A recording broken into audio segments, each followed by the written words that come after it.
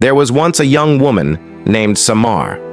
Every morning she woke up with the same feeling, an emptiness in her chest. The world around her was alive, buzzing, moving fast. But inside she felt nothing.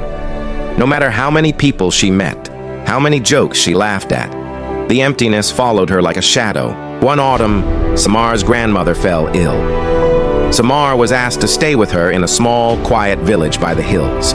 She didn't expect much to change, but in truth, this was where her story would begin. The days were slow in the village. Birds sang at dawn, the air smelled of wood smoke, and time seemed to move differently. Samar often found herself restless, almost uncomfortable with the silence. But on the third morning, she noticed something in the living room, her grandmother's old vase. It was broken, cracked in so many places. Samar wondered why it was still there. Her grandmother walked in, noticed her staring, and smiled. "That vase," she said softly, "broke years ago. But instead of throwing it away, I mended it with gold. Now the cracks are part of its story." Samar looked closer. Inside the broken lines ran thin streams of golden paint, turning the scars into something beautiful. Her grandmother whispered, "Don't be afraid of the cracks in your life. Sometimes they are what make you precious."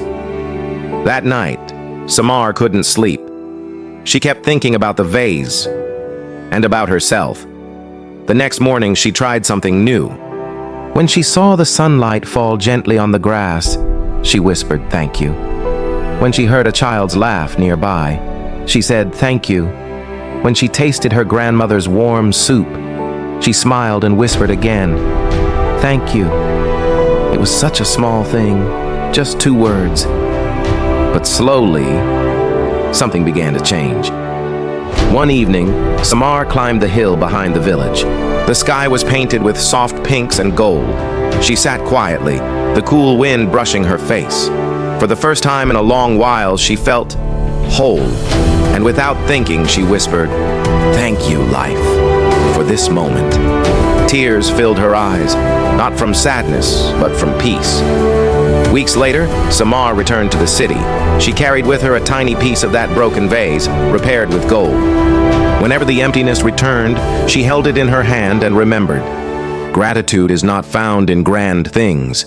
It lives in the smallest moments, a smile, a breath, a sunrise.